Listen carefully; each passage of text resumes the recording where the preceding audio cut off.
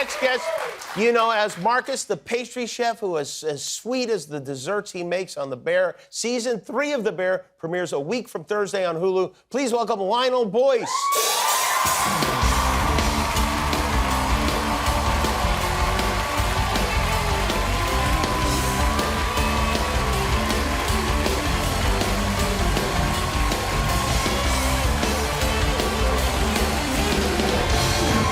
It's great to have you here. I heard this is your first time ever on a talk show, huh? Yeah, it's my first time. You know what?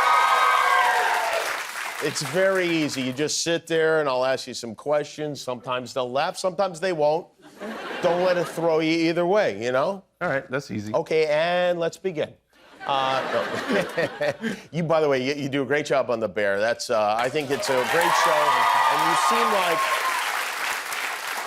your character, Marcus, the way he plays, like the coworker everybody would want to have at any job that they do. Well, that's really nice. Don't you think so? I mean, yeah, I kind of. Yeah. I never thought about it, but I just think about the one episode where he was not doing what he was supposed to and everyone's upset with him, but outside of that, I guess so. He's easy to get along everybody sometimes does what they're not supposed to do, but as long as they have a good reason for doing what they weren't supposed to do, right? Yeah, that's true. Yeah, okay, good. Yeah, I'm glad we settled that. Do you now, and I've asked this question of a lot of your coworkers, but I just think it's interesting, get a lot of attention at restaurants? Yeah, more than I ever did in my life, obviously. There was no reason to before, but yeah. Yeah, actually, it's funny. The other day, I was eating with my dad for Father's Day. Oh. And we were at a restaurant, and I guess they kind of caught wind that I was there, and it was a waiter who wasn't serving us before, but it was this lady, she came over, and my glass was already full of water, and she's like, do you need water? And I was like, no, I'm good. And she just like started doing that, and I was like, oh. And my dad's like, what's that about? And I was just like, I think she recognized me, like, oh, he's just like unfazed by it. Do they try to show off now with the pastry chef stuff? I mean, like the desserts? Well, sometimes they'll give me extra pastries or whatever desserts. And they're trying to show off. So that's a dream come true. Yeah.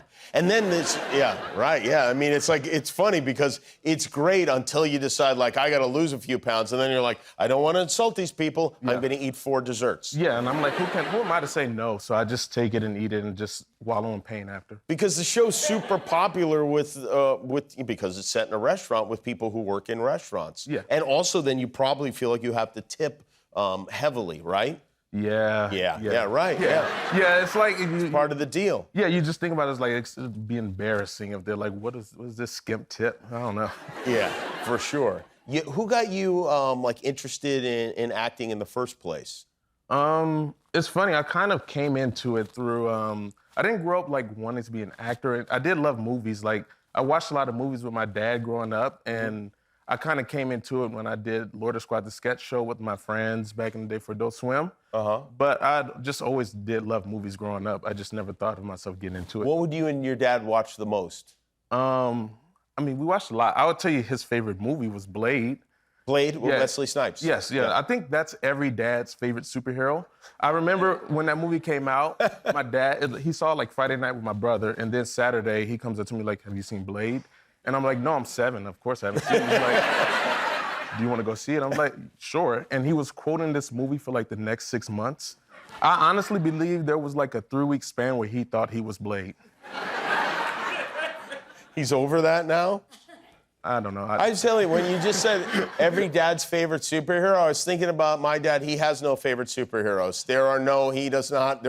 He watches bowling. I mean, those are his superheroes. Let me ask you, has he seen Blade? Has he seen Blade? No, you know what? I bet you he hasn't seen Blade. That'll change his life. Yeah. I don't know if my mom would let him see Blade, but I'll have to find out. When The Bear won, I think, a Golden Globe, you gave the speech, and this is a big cast. Yeah. How did they decide that you would be the one to give the speech? You know, I asked myself the same question. Oh. No, a couple of the producers, Josh Sr. and Cooper Wade, called me like 2 days before and was like, you know, we were all talking, and we decided that if we win, we want you to give the speech. And I immediately freaked out, naturally, as one would do. And then I was like, all right, I'll do it. This is a good opportunity. So, you know, that's how it came to be. And the day of, then, you know, it's kind of the way my experience for it was, you know, when you're a kid and you get an F on your report card and you're like, the whole day, you know, your report card's home and you're just like counting down to when you get home and your mom's gonna see this and like, you're like getting in trouble. That was my experience in the room. Really? I was just like nervous because I was like, this is a big thing. I don't want to, you know, you don't want to. In a way, it's like you're worried you might get an A on your report card, right? Yeah, kind of. Yeah, it's like a weird thing where it's like as it gets closer, you're kind of like, well, now I kind of have this weird feeling like I kind of hope we don't win, so I don't have to speak. That's like messed up. I don't know, but it's like as it gets closer and closer, you get more nervous, and then I just had this feeling like, okay, I think we're gonna win just because that's how my life likes to treat me. So just prepare yourself. And yeah, we won, and then you just blacked out. And then it's over. Your mouth goes, you start talking, and then did you go back and review what you said to make sure it all made sense? No, you did not. You don't look back. There's an episode, you're like, they call it a standalone episode, right? Where you go over to Copenhagen, you guys went to? Yeah. Yeah, you and Rami Youssef, who directed that episode. Yeah. And you went to what they say is the best restaurant in the world. Yeah, we got to go to Noma. We got to eat there. We got to like kind of shadow for a day just to see how they work. And it was really cool for the most part. And I know Rami's been on the show, and he's probably told you that he couldn't stop talking about Panera Bread the entire time. Specifically, he told us that he was bragging to them at Noma that he'd worked at Panera Bread. Yeah, that's an understatement. He wouldn't stop. It was like 10 in the morning. First time, you're like, oh, that's funny. It's like 3 p.m. I just see him over in the corner like, you know, when I worked at Panera Bread, and I'm just like, embarrassing.